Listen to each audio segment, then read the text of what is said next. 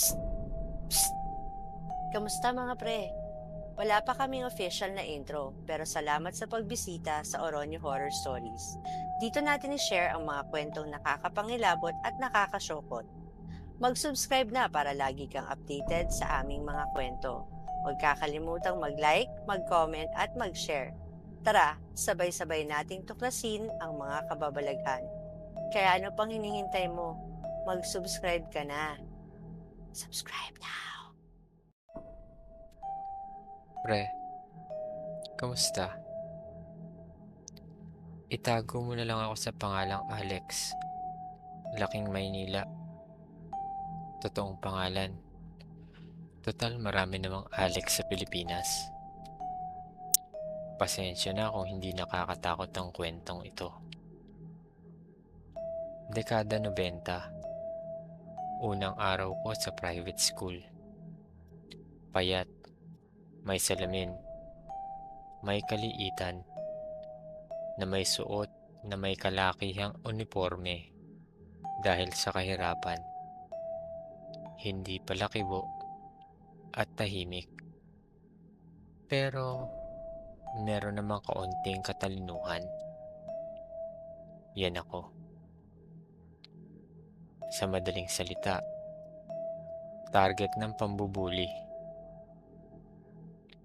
Buong unang taon ko sa high school, ako yung madalas na batok-batukan,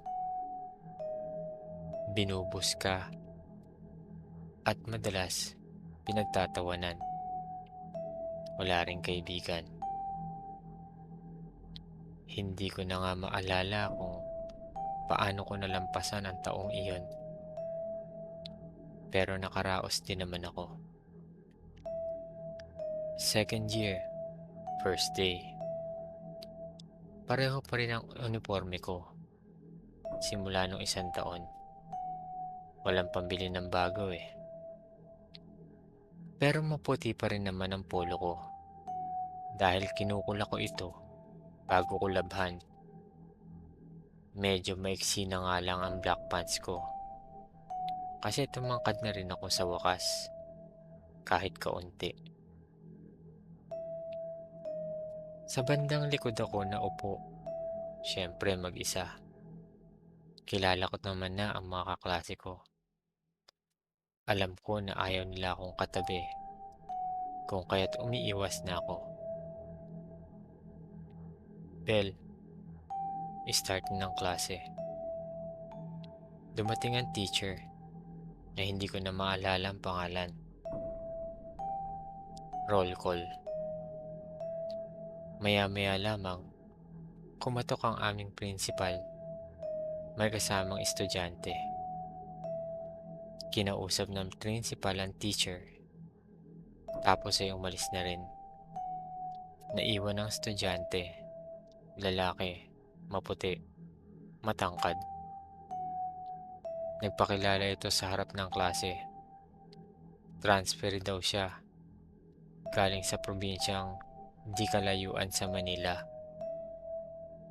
Mahilig daw siya sa basketball. In short, kabaliktaran ko. Dahil wala nang bakanteng upuan sa bandang harapan, tumabi siya sa akin. Pinagtitinginan pa nga siya ng aming mga kaklase habang nagtatawanan. Raymond, pag-upo niya sa tabi ko, sabay abot ng nakalahad niyang kamay. Alex, sabay abot sa kamay niya. Nagsimula ng klase. Nanahimik na kami at nakinig. Recess. Nagtayuan na ang lahat pati si Raymond at tumungo sa kantin. Naiwan ako. Wala akong perang baon. Nagbalikan na sila matapos ang 15 minuto.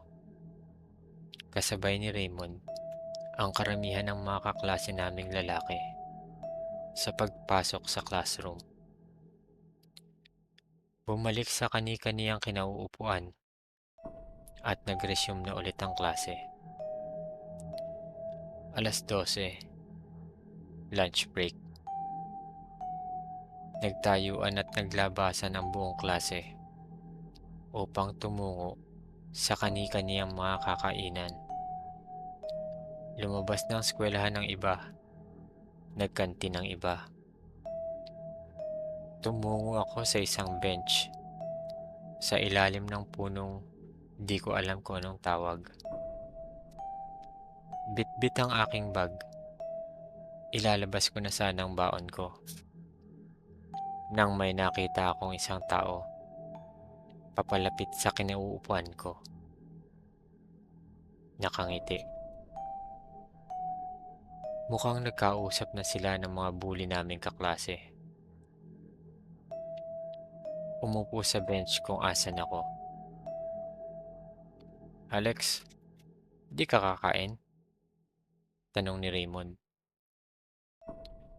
"Hindi eh, busog pa ako." Nang biglang kumalam ng malakas ang tiyan ko. Dinig namin pareho ito. Natawa ang kasama ko, kung kaya't natawa na rin ako. "Huwag kang mag-alala, hindi ako kagaya ng mga kaklase natin. Naikwento na nila kung anong ginagawa nila sa'yo."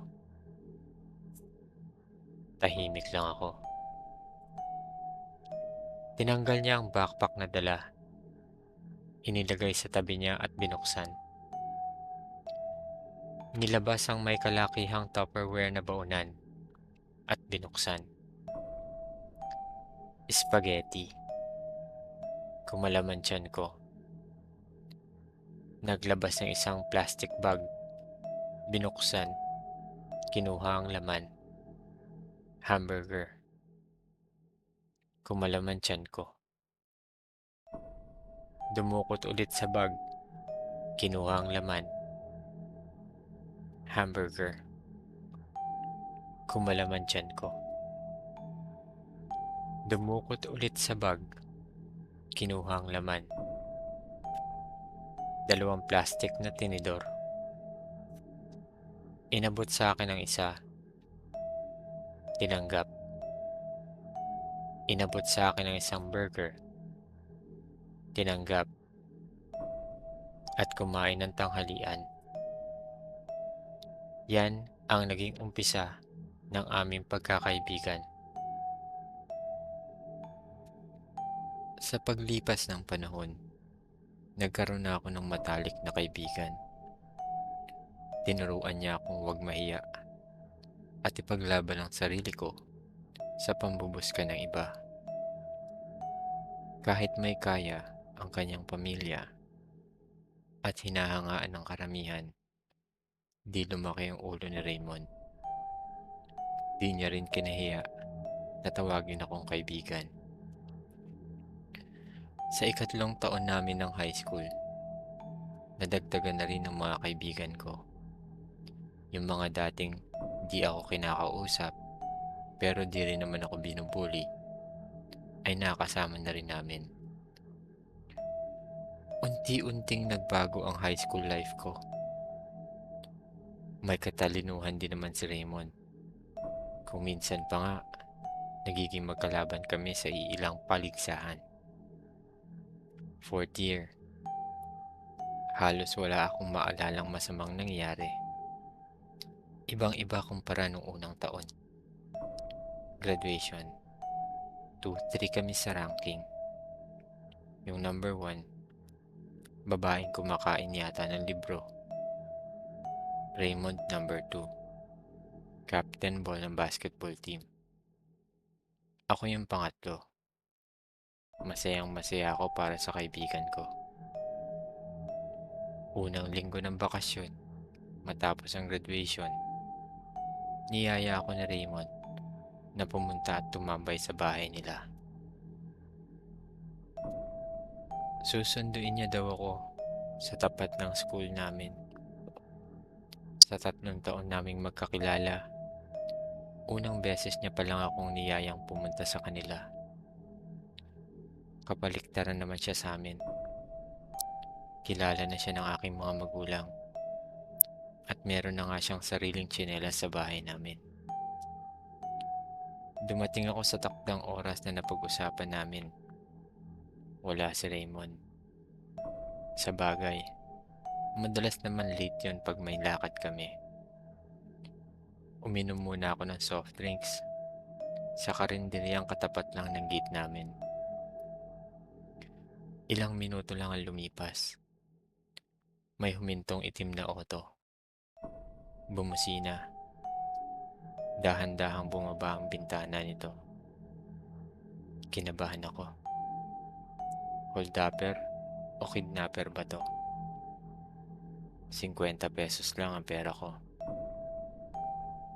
Tumayo ako. Akmang tatakbo. Pero bago ko pa magawa to, narinig ko na ang tawag ni Raymond galing sa loob ng auto. Napahinto ako. May paghanga sa mukha ko. Tatakbo ka, no? May tawang wika nito. Hindi, no? Sa laki ng katawan kong to, tatakbo. Sabay flex ng payatot kong braso. Malakas na tawa na lamang namin ang sumunod. Sumakay na kami sa auto at naglakbay patungong SLEX. Nagtanong ako kay Raymond kung saan kami tutungo. Sa bahay. Pabalang nasagot nito. Nanahimik na lang ako sa biyahe. Nasusuka at nanlalamig na rin ako sa lamig ng aircon ng auto. Sa bandang alabang huminto ang sasakyan sa isang malaking gate. Pumasok ang auto at bumaba kami sa harapan ng isang napakagandang bahay. Tara pre, pag-anyaya sa akin ni Raymond. Napatulala kasi ko sa gara ng bahay. Kaninong bahay to pre? Tanong ko. Ngumiti lang si Raymond at binuksan ang pinto, sabay hatak sa akin papasok. Malaki ang bahay. Pwede kang mahiga at matulog sa malalaki at malalambot na muebles. Habang namamangha, may ingay akong narinig sa di kalayuan. Parang may mga taong nagkakasiyahan. Tinungo namin ang pinanggagalingan ng ingay na aking naririnig. Lumiko kami sa isang hallway mula sa sala at bumungad sa akin ang may kalakihang hardin na may maraming tao. Pre, anong meron? Bakit may handaan? Tanong ko kay Raymond. Di mo naman birthday, di ba? Hindi, no. Tagal pa yun. Tara, gutom na ako. Sagot niya. Tutungo na kami sa mahabang buffet table nang may tumawag sa pangalan ni Raymond. Tinungo naman ni Raymond ang tumatawag sa kanyang pangalan. Wala akong balak sumama. Kaso hinawakan niya ako sa batok. Kaya no choice ako. Tumambad sa amin ang di naman katandaan na babae at lalaki. Siguro nasa mga 30s. Ma, pa, ito si Alex, best friend ko, na kinukwento ko sa inyo.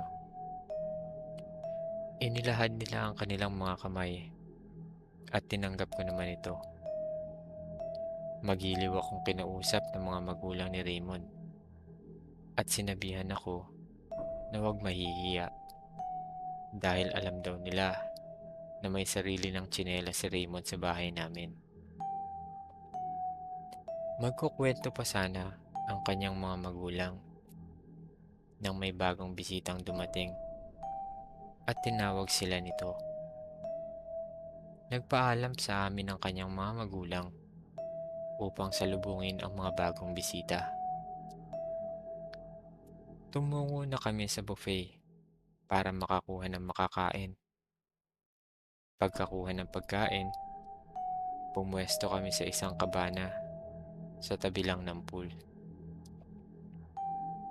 Pare, big time pala kayo. Di mo man lang sinabi sa akin na may party tayong pupuntahan. Tingnan mo tong suot ko. Nakakahiya. Wika ko. Pre, kung sasabihin ko sa'yo sa party tayo pupunta, sasama ka ba? Hindi, di ba? Tugon niya. Habang kumakain kami, ikinuwento ni Raymond ang tungkol sa kanyang pamilya. Akala ko kilala ko na talaga tong best friend ko. Ang dami ko palang hindi alam sa kanya. Pero bilib ako dito sa taong to. Kahit nang sobrang yaman na at pwedeng mag-aral sa pinakamamahaling eskwelahan sa Pilipinas, pinili niya pa rin ang hindi kilalang private school. Pagkatapos namin kumain, niyaya ako ni Raymond na maglakad-lakad para daw magpababa ng kinain.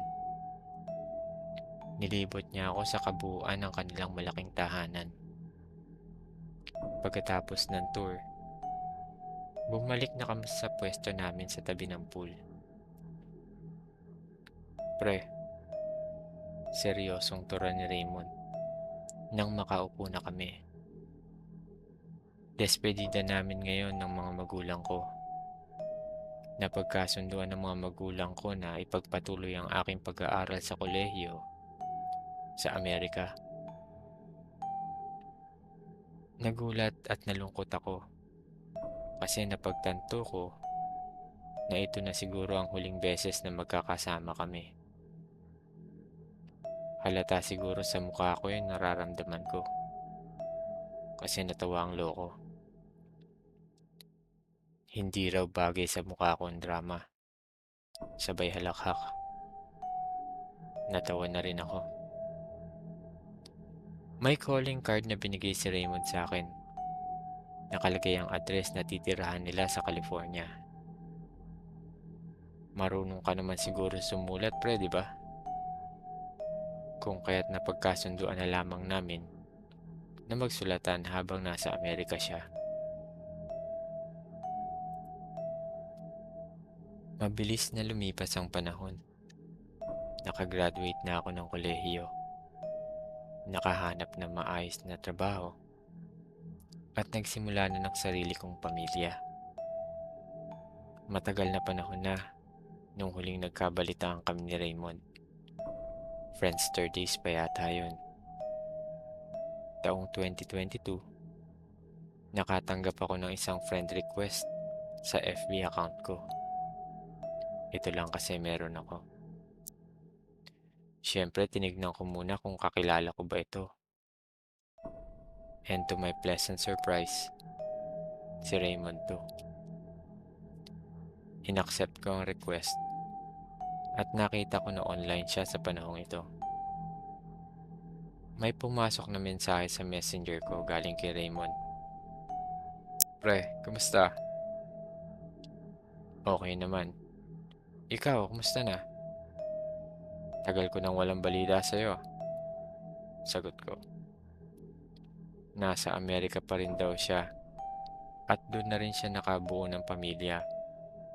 Nasa Vallejo, California daw sila. Siyempre, baliktad ang oras natin sa Amerika. Kaya di rin gaano nagtagal ang usapan namin. Masaya ako nung araw na yun. Ika ko nga kahit na matagal na kayo di nag-uusap o nagkikita ng tunay mong kaibigan. Pag nagkausap kayo, parang walang oras na lumipas. Kinabukasan, nag-video call si Raymond. Sabado sa atin nun, kaya walang pasok. Nasagot ko ang tawag at pinakilala namin ang aming mga pamilya sa isa't isa. Sabi ni Raymond, try daw nilang umuwi sa summer sa Pinas kung di na masyado mahigpit sa pagbiyahe. Sabi ko kung gusto niya, dito sa amin sila tumira. at may kalakihan din naman ang bahay namin. Pumayag naman siya. Nagbiro pa nga na dapat may tsinelas na daw siya pagdating niya. Sabi ko naman walang problema. Katapusan ng March 2023. Ito ang araw ng dating ni Raymond at ng kanyang pamilya dito sa Pilipinas. Hindi na daw siya magpapasundo sa amin kasi susunduin daw siya ng isa niyang pinsan. Nakakilala ko rin naman. Doon daw muna sila mag-overnight para mahatid na rin ng mga pasalubong sa iba pa niyang mga kapamilya. May trabaho ako nung araw na yon, pero pagkatapos nito ay nakalib na ako ng 2 linggo. Pagkatapos na ng Holy Week ang balik ko. Araw ng dating nila Raymond, nakatanggap ako ng message na nasa Pilipinas na daw sila at pupunta na sa kanilang mga kamag-anak. Bukas ng hapon na lang daw siya pupunta sa bahay. Marami daw siyang dalang pasalubong para sa aming mag-asawa at sa mga bata. Kinabukasan, nakatanggap ako ulit ng message na baka mag-grab na lang daw sila papunta sa amin kasi may biglaang lakad daw yung pinsan niya at hindi sila maihahatid. Siguro daw mga 4 or 5 ay nasa amin na sila. Depende na lang sa traffic. Dumating sila Raymond mga past 6. Sakto nagluluto na kami ng panghapunan. Pagkababa ay nagkamayan kami at nagyakapan. Ipinakilala niya ang kanyang asawa at 2 cute na mga anak. Pinakilala ko rin naman ang misis ko at ang 2 anak ko. Nagtaka ako kasi parang ang lamig ng kamay ni Raymond at ng misis niya. Pati yung 2 bata nung inabot kong kamay ko para magmano ang mga ito. Di ko na lang to pinansin kasi galing sa Grab, baka malamig ang aircon. Tumambay muna kami sa sala, nagkumustahan, nagkwentuhan. Hanggang mga 8 ay napagpasyahan na namin na kumain. Pagkatapos namin kumain, iniyaya ko si Raymond sa veranda para makapagkape. Nagkwentuhan kami ng mga nangyari sa mga buhay-buhay namin. Di namin namalayan, 12:00 na pala. Magkakasama ang pamilya nila Raymond sa isang room na may 2 queen size bed. Para sa kanilang mag-asawang isa at sa mga bata naman ang isa. Sabi ko pahinga na kami at malamang may konting jet lag pa sila. Pumayag naman si Raymond. Total magkalapit lang naman ang kwarto na tinutulugan namin. Hinatid ko na siya sa may pintuan. Kinamayan ako ulit at yumakap bago nagsabing, "Salamat pre." May kalamigan pa rin ang palad niya. Pero dahil nga galing kami sa labas, ay binaliwala ko na ito. Pumasok na rin ako sa kwarto namin mag-asawa upang matulog na. Kinabukasan, maaga pa lamang, ay may kumakatok na sa gate namin. Pupungas-pungas akong bumangon upang tingnan kung sino ang nasa pintuan. Bumungad sa akin ang pinsan ni Raymond. Medyo nangangalumata. Mukhang wala pa yatang tulog. Sabi niya dala daw niya ang kahon na dala ni Raymond para sa amin. Medyo nanginginig pa ang boses niya nun. Pinagtulungan namin ipasok ang box. Pagkatapos, niyaya ko itong magkape. Wala pa kasi kaming almusal nung panahong ito. Pumayag naman siya. Nakakadalawang higop pa lamang ako ng kape nang bigla na lamang humagulgol ang pinsan ni Raymond. Umiiyak itong tinanong ako kung alam ko na daw ba ang nangyari. Nilahad niya na naaksidente daw ang sinasakyan nila Raymond on the way dito sa amin. May truck daw na nawalan ng kontrol mula sa kabilang lane na dinadaanan nila. Sinakop ang lane nila at head-on collision ang nangyari. Patay na raw sila Raymond at ang pamilya nito. Pagalit kong sinabihan ng pinsan ni Raymond na di magandang biro ang sinasabi niya. Ika ako na nakarating ng matiwasay sila Raymond kahapon at ang pamilya niya. Nakapag-dinner pa kami at nagkwentuhan bago matulog. Hindi ko maipaliwanag ang naging hitsura ng pinsan ni Raymond sa nabanggit kong ito. Sabi ko na sumunod siya sa akin at gigisingin namin sila Raymond. Pagdating namin sa harapan ng pintuan kung nasaan ang pamilya ni Raymond, ay kumatok ako. Walang sagot. Baka ka ako malalim ang tulog. Kumatok ako ulit, pero wala talaga. Mag-iisang minuto na akong kumakatok nang bumukas ang pintuan ng kwarto namin at sumilip si Mrs. Pinakilala ko ang pinsan ni Raymond at sabi ko na ginigising namin ang pamilya, kaso mukhang mahimbing ang tulog. Katok ako ulit, kaso may pag-aalinlangan na ako at kaunting kabang nararamdaman. Napagpasyahan namin na kunin na lamang ang duplicate key ng kwarto para tuluyan ang mabuksan ito.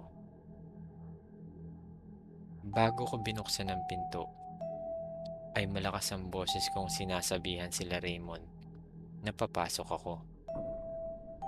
Niisip ko na lang na kung sakaling tulog pa ang mga ito, ay isasara ko na lamang ulit ang pintuan.